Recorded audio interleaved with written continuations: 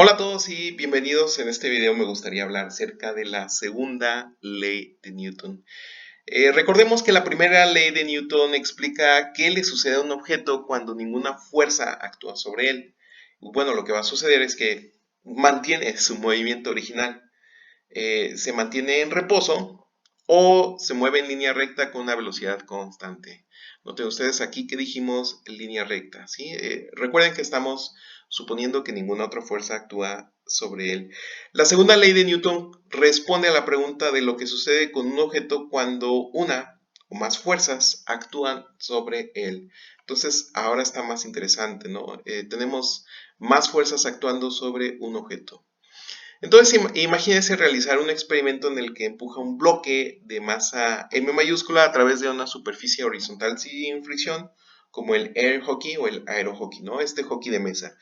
Cuando ejerce alguna fuerza horizontal F en el bloque, se mueve con cierta aceleración A. Si aplica una fuerza dos veces más grande en el mismo bloque, los resultados experimentales muestran que la aceleración del bloque se duplica. Ok, entonces aquí vemos que tenemos una relación de 1 a 1, ¿no? Si aumenta la fuerza aplicada a tres veces la fuerza, la aceleración triplica. Y así, desde dichas observaciones, concluimos que la aceleración de un objeto es directamente proporcional a la fuerza que actúa a él, ¿sí? La fuerza es proporcional a la aceleración, directamente proporcional. También sabemos que la magnitud de la aceleración de un objeto es inversamente proporcional a su masa.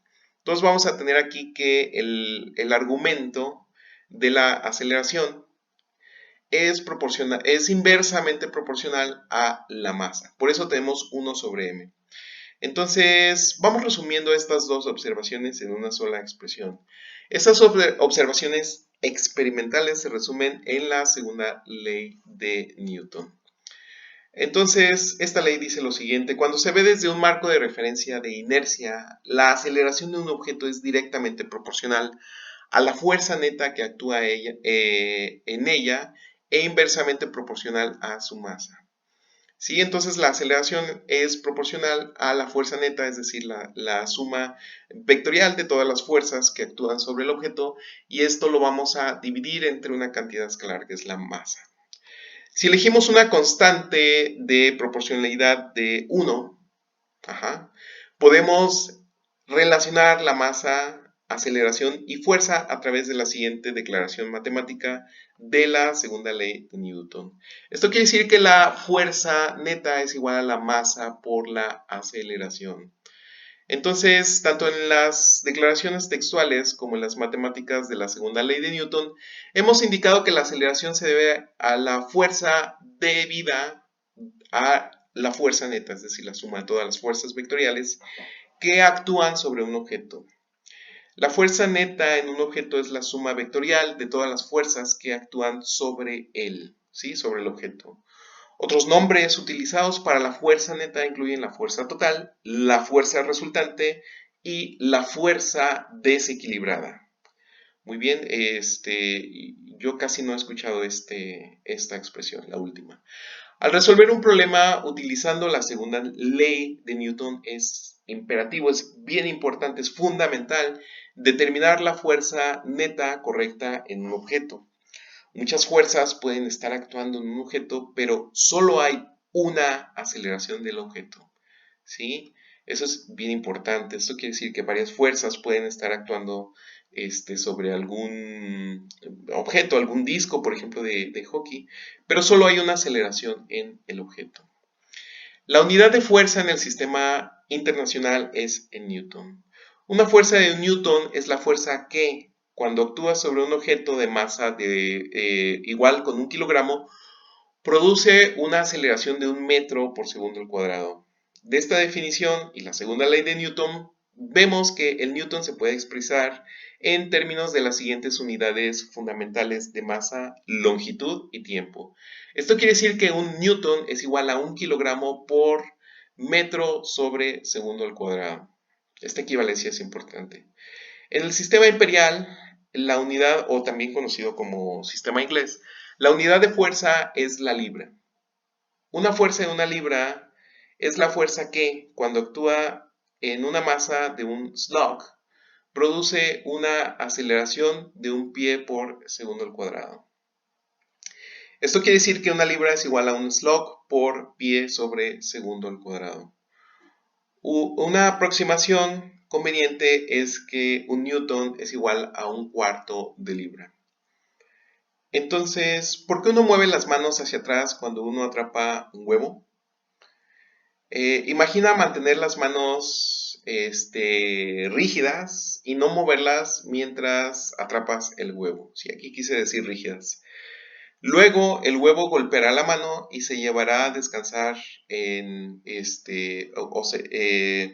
si se llevará a hacer reposo en un intervalo de tiempo muy corto. Como resultado, la magnitud de la aceleración del huevo será grande. Esto requerirá una gran fuerza en las manos.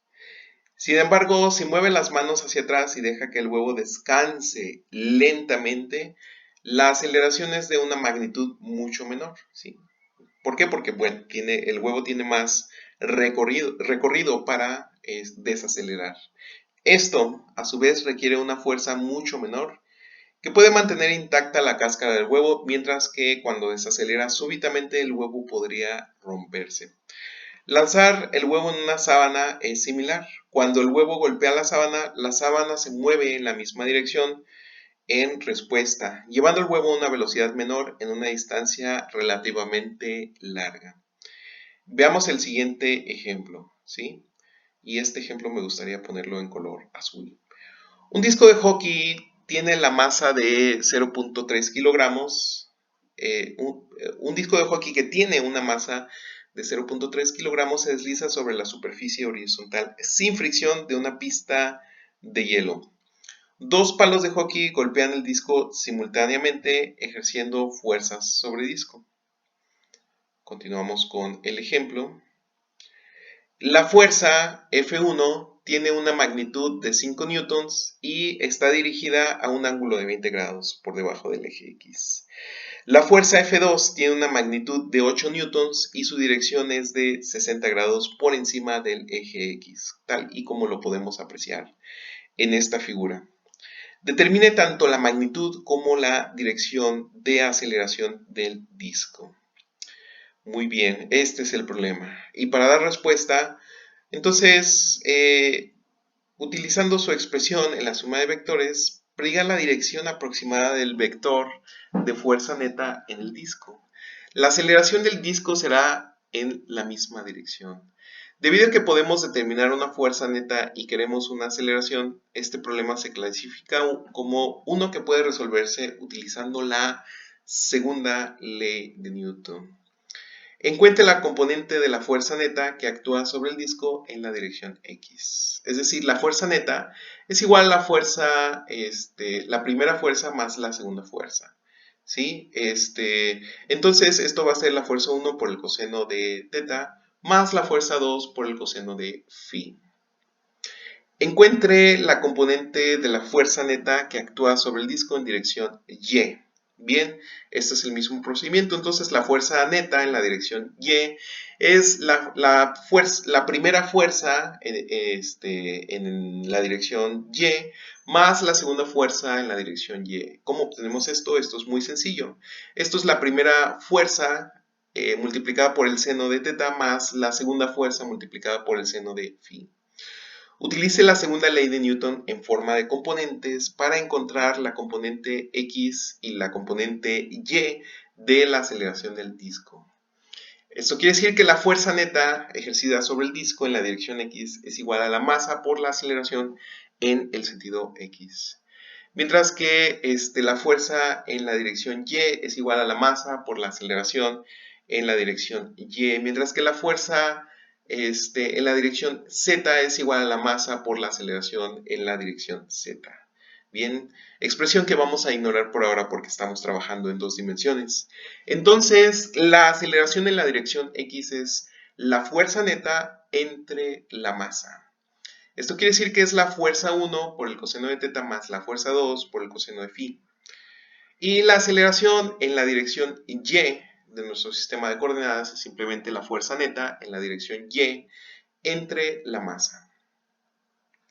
Esto es igual a la fuerza 1 por el seno de teta en lugar de coseno, dado que estamos sacando la coordenada y estamos usando el seno del ángulo teta más la fuerza 2 del seno del ángulo phi. Bien, entonces aquí pareciera que tenemos un teta. Vamos a corregirlo. Esto es un phi porque queremos la fuerza 2. La componente y de la fuerza 2 para ser preciso. Y a esta suma la vamos a dividir entre la masa. Procedemos a calcularlo. Tenemos los 5 newtons por el coseno de los menos 20 grados más 8 newtons por el coseno de 60 grados entre los 0.3 kilogramos, ¿sí? Que pesa nuestro objeto, lo cual da 29 metros, una aceleración de 29 metros sobre segundo al cuadrado en la dirección X, del eje de coordenada X. Mientras que en el caso de la aceleración dada en el eje de las coordenadas Y, tenemos los 5 newtons por el seno de 20 grados más los 8 newtons por el seno de 60 grados entre la masa del objeto, que es de 0.3 kilogramos. Esto resulta en 17 metros sobre segundo al cuadrado en la dirección X. Entonces encontramos la magnitud de la aceleración utilizando el teorema de Pitágoras. Esto va a ser la aceleración al cuadrado, es igual a los 29 metros sobre segundo al cuadrado más los 17 metros sobre segundo al cuadrado. Para obtener la aceleración, obviamente sacamos la raíz cuadrada de esta suma, ¿sí? Noten ustedes que cada una de las aceleraciones está elevada al cuadrado, eso es muy importante. Con lo cual obtenemos una aceleración resultante de 34 metros sobre segundo al cuadrado. Entonces, encontramos la dirección con respecto al eje positivo X. Esto se obtiene simplemente haciendo lo siguiente. Vamos a tener que θ es igual a la tangente inversa de la aceleración en la dirección Y entre la aceleración con respecto al eje X. ¿De acuerdo? Entonces, esto es simplemente la tangente inversa de 17 entre 29. Con lo cual obtenemos que este ángulo θ es de 31 grados. Muy bien, con eso terminamos este video. Si queda cualquier duda, por favor, déjala en los comentarios o ponte en contacto conmigo y nosotros nos vemos en el siguiente video. Hasta luego.